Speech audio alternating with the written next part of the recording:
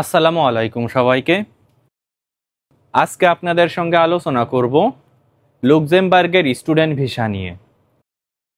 কিভাবে আপনারা এই লুক্সেমবার্গের স্টুডেন্ট ভিসা আবেদন করবেন, কত টাকা খরচ হবে এই স্টুডেন্ট ভিসা আবেদনের জন্য, এবং সঠিক নিয়মে কিভাবে লুক্সেমবার্গের স্টুডেন্ট ভিসা আবেদনের জন্য ডকুমেন্টস রেডি করবেন, এই সকল বিষয়ে ইনশাআল্লাহ আপনাদের সঙ্গে আলোচনা করার চেষ্টা করব। তো আজকের ভিডিওটি আপনারা যদি শেষ পর্যন্ত দেখেন, আশা করি আপনাদের জন্য লুক্সেমবার্গের স্টুডেন্ট ভিসা আবেদন খুবই সহজ হয়ে যাবে। ভিডিওর সঙ্গে থাকুন, মূল আলোচনা শুরু করি। মূল আলোচনার প্রথমেই কথা বলবো কি কি ডকুমেন্টস নিয়ে আপনারা এই স্টুডেন্ট ভিসার জন্য আবেদন করবেন এবং সঠিক নিয়মে কিভাবে আপনারা এই ডকুমেন্টসগুলো রেডি করবেন। ডকুমেন্টসের প্রথমেই আছে আপনার বর্তমান ভ্যালিড পাসপোর্ট। আপনার পাসপোর্টের মেয়াদ মিনিমাম 6 মাস থেকে 1 বছর থাকা বাধ্যতামূলক, এবং বর্তমান পাসপোর্টের সঙ্গে সঙ্গে যদি পুরাতন কোনো পাসপোর্ট থেকে থাকে তাহলে উভয় পাসপোর্টই কিন্তু আপনার ভিসা আবেদনের সময় প্রয়োজন হবে। আর তাছাড়া উভয় পাসপোর্টের 1 থেকে 2 সেট ফটোকপি অবশ্যই আপনার ভিসা আবেদনের সময় জমা দিতে হবে। পাসপোর্টের সঙ্গে সঙ্গে আপনার প্রয়োজন হবে পাসপোর্ট সাইজ ছবি। এই পাসপোর্ট সাইজ ছবি কিন্তু ইউরোপের যে কোনো দেশের ভিসা আবেদনের জন্য খুবই গুরুত্বপূর্ণ। এই ছবির ব্যাকগ্রাউন্ড অবশ্যই সাদা থাকা লাগবে এবং ছবির সাইজ হতে হবে 35x45 মিলিমিটার। তাই যখন আপনারা স্টুডিও থেকে এই ছবিটি তুলবেন অবশ্যই ফটোগ্রাফারকে বলবেন ভিসা আবেদনের সকল নিয়মকানুন মেনেই যেন আপনার এই ছবিটি রেডি করে দেয়। এখন যে ডকুমেন্টটি নিয়ে আপনাদের সঙ্গে আলোচনা করব, ইউরোপের যে কোনো দেশের ভিসা আবেদনের জন্য এই ডকুমেন্টটি কিন্তু অত্যন্ত গুরুত্বপূর্ণ। এই ডকুমেন্টটিতে কোনো প্রকার কোনো ভুল ত্রুটি হলে আপনার ভিসা আবেদন বাতিল হয়ে যেতে পারে, এবং সেই ডকুমেন্টটি হলো ভিসা অ্যাপ্লিকেশন ফর্ম। অনলাইন থেকে আপনাদের একটি ভিসা অ্যাপ্লিকেশন ফর্ম ডাউনলোড করতে হবে এবং সঠিক নিয়মে যেখানে যে ইনফরমেশন চাইবে ভুল ত্রুটিহীনভাবে সেখানে সেই ইনফরমেশন দিয়ে ভিসা অ্যাপ্লিকেশন ফর্মটি পূরণ করতে হবে। যখন আপনারা এই ভিসা অ্যাপ্লিকেশন ফর্মটি পূরণ করবেন আপনার সকল ডকুমেন্ট সঙ্গে রেখে নির্ভুলভাবে এই অ্যাপ্লিকেশন ফর্মটি পূরণ করার চেষ্টা করবেন। ভিসা অ্যাপ্লিকেশন ফর্মের সঙ্গে সঙ্গে আপনার প্রয়োজন হবে ইউনিভার্সিটি অ্যাকসেপ্টেন্স লেটার। যেহেতু আপনি স্টুডেন্ট ভিসার জন্য আবেদন করবেন সেহেতু লুক্সেমবার্গের যে কোনো একটি ইউনিভার্সিটির অ্যাকসেপ্টেন্স লেটার আপনার প্রয়োজন হবে এই ভিসা আবেদনের জন্য। আপনারা সর্বদাই চেষ্টা করবেন লুক্সেমবার্গের যে কোনো একটি র্যাঙ্কিং ইউনিভার্সিটি থেকে অ্যাডমিশন লেটার নেওয়ার জন্য, কেননা হয়তো আপনি খুব সহজেই কম র্যাঙ্কিং ইউনিভার্সিটি থেকে এই অ্যাডমিশন লেটার নিতে পারবেন, কিন্তু ভিসা অ্যাপ্রুভালের ক্ষেত্রে ভালো মানের ইউনিভার্সিটি কিন্তু খুবই গুরুত্বপূর্ণ। তাই সর্বদাই ইউনিভার্সিটি সিলেকশনের ক্ষেত্রে সতর্কতা অবলম্বন করবেন। ইউনিভার্সিটি অ্যাকসেপ্টেন্স লেটারের সঙ্গে সঙ্গে আপনার প্রয়োজন হবে ইংলিশ প্রফিসিয়েন্সি সার্টিফিকেট। যে কোনো দেশের স্টুডেন্ট ভিসা আবেদনের ক্ষেত্রে ইংলিশ প্রফিসিয়েন্সি সার্টিফিকেট কিন্তু খুবই গুরুত্বপূর্ণ।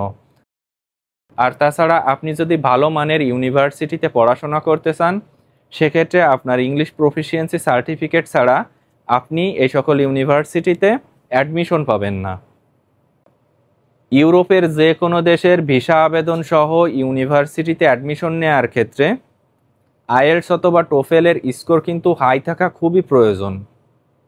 তাই আপনারা সর্বদাই চেষ্টা করবেন এই স্কোরগুলো যাতে খুব হাই লেভেলের হয়ে থাকে, সেক্ষেত্রে আপনার ভিসা হওয়ার সম্ভাবনাও বেশি থাকবে এবং স্কলারশিপ পাওয়ার সম্ভাবনাও কিন্তু খুব বেশি পরিমাণ থাকবে। ইংলিশ প্রফিসিয়েন্সি সার্টিফিকেটের সঙ্গে সঙ্গে আপনার প্রয়োজন হবে একাডেমিক ডকুমেন্টস। লুক্সেমবার্গে আপনি যদি ব্যাচেলার্স ডিগ্রির জন্য পড়াশোনা করতে যেতে চান তাহলে আপনাকে অবশ্যই এসএসসি প্লাস এইচএসসির যাবতীয় ডকুমেন্টসের 1 থেকে 2 সেট ফটোকপি সহ হার্ড কপিও কিন্তু ভিসা আবেদনের সময় প্রয়োজন হবে। এবং আপনি যদি মাস্টার্স ডিগ্রির জন্য লুক্সেমবার্গে পড়াশোনা করতে যেতে চান সেক্ষেত্রে ভিসা আবেদনের সময় এসএসসি প্লাস এইচএসসির যাবতীয় ডকুমেন্টসের সঙ্গে সঙ্গে আপনার প্রয়োজন হবে ব্যাচেলার্স ডিগ্রির যাবতীয় ডকুমেন্টস। এখন যে ডকুমেন্টটি নিয়ে আপনাদের সঙ্গে আলোচনা করব এই ডকুমেন্টটি বাংলাদেশ থেকে যে কোনো দেশের স্টুডেন্ট ভিসা আবেদনের জন্য খুবই গুরুত্বপূর্ণ।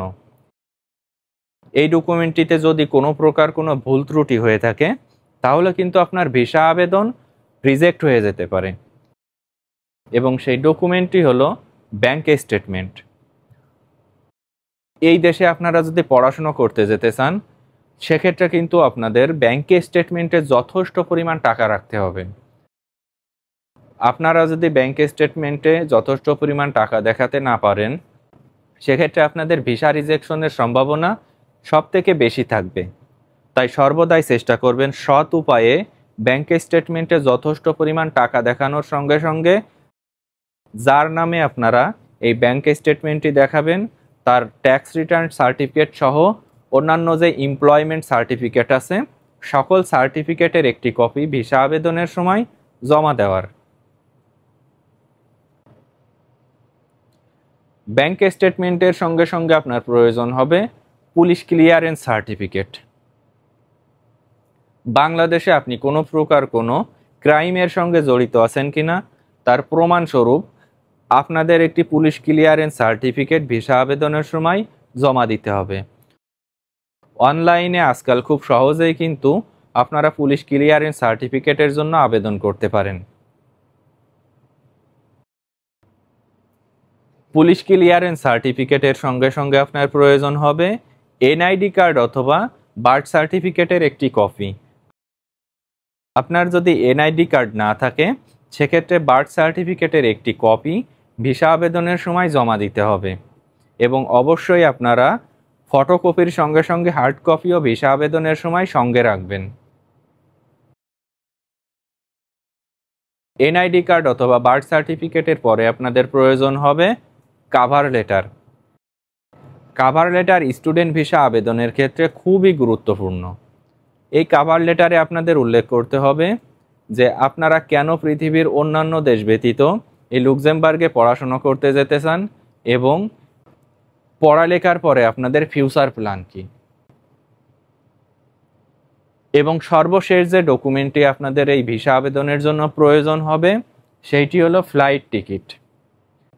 আনুমানিক কত তারিখে আপনারা লুক্সেমবার্গের উদ্দেশ্যে ফ্লাই করবেন তার প্রমাণস্বরূপ একটি ফ্লাইট টিকিট আপনাদের ভিসা আবেদনের সময় জমা দিতে হবে।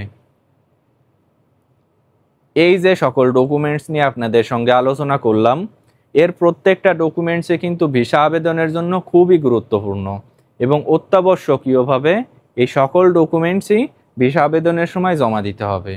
তাই ভিসা আবেদনের পূর্বে বারবার চেক করে নেবেন যে কোনো প্রকার কোনো ভুল ত্রুটি আছে কিনা আপনাদের ডকুমেন্টসে।